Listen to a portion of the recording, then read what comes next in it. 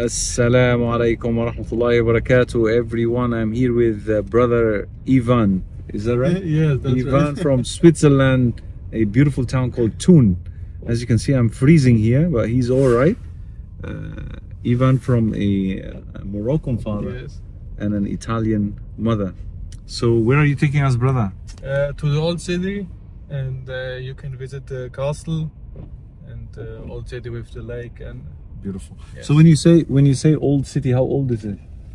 Oh, I don't know, but it's Okay. a very. So we're very gonna old take city. we're gonna take some shots and share with you soon, inshallah. Stay tuned.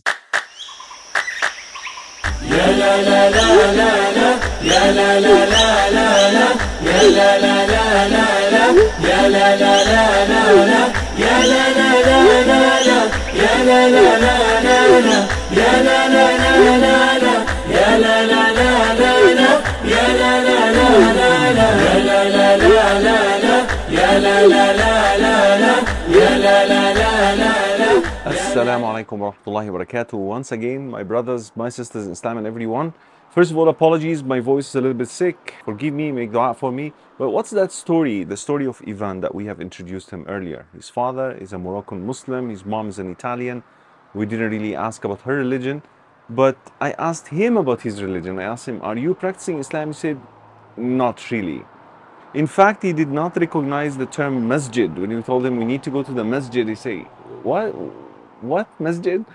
And then when we translated it, we told him the mosque, he didn't even recognize that word too, which tells you that he grew up in an environment that does not really teach him how to conduct himself as a Muslim. And he confessed to us, and by the way, I'm recording this because I sought after his permission to record and share that story. So he told us that even my father didn't practice Islam at all. So growing up, we didn't really have Islam in our lives. Subhanallah al-Azim, and this struck me to the core because I have come across so many people who left their homeland, Muslim land, whether now the government is this and that or the economy is really bad, and whatever the case may be, you travel to secure your financial needs, your children's financial future and whatnot, which is, by the way, halal, so long as what you're doing is halal. So there is no any harm here at all. But once the deen becomes the least to consider in your life, then sorry to say, hell with the money. You know, we're talking about hellfire here. You're raising children who are your responsibility without even teaching them who Allah subhanahu wa ta'ala is. The man, you know, when he took us, just trying to share with you the beautiful view behind me.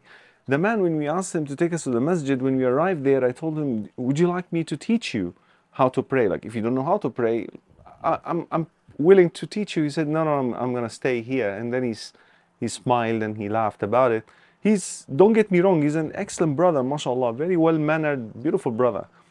But he had lost his faith because, unfortunately, his father, who is a Muslim, that's the opportunity, who is a Muslim, did not take Islam seriously, and money became more important in life than anything else. Subhanallah al-Azim. Allah subhanahu wa ta'ala told us in the Quran, نَحْنُ نَكْتُبُ مَا قَدَّمُوا وَآثَرَهُم.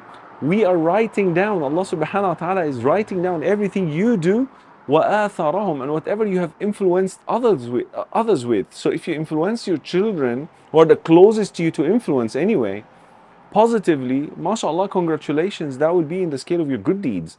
But if you influence them on the opposite side, in the negative manner, then inna lillahi wa inna ilayhi raji'un, whatever they will do after you, after your demise, will be in the scale of your bad deeds.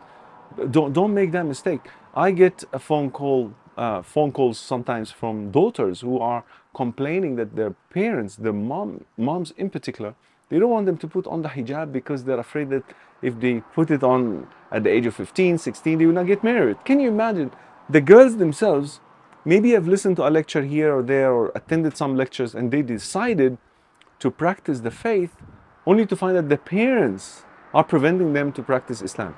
This too will be in the scale of your bad deeds. So save your kids, my brothers and sisters in Islam, whether you are in a Muslim land or you have traveled to the Western world to bring about better lifestyle, financially speaking. Do not let Islam be your least priority.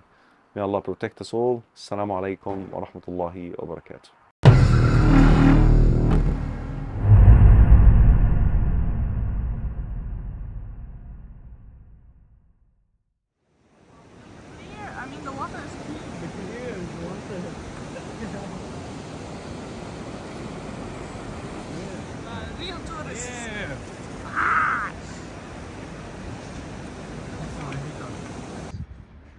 You know the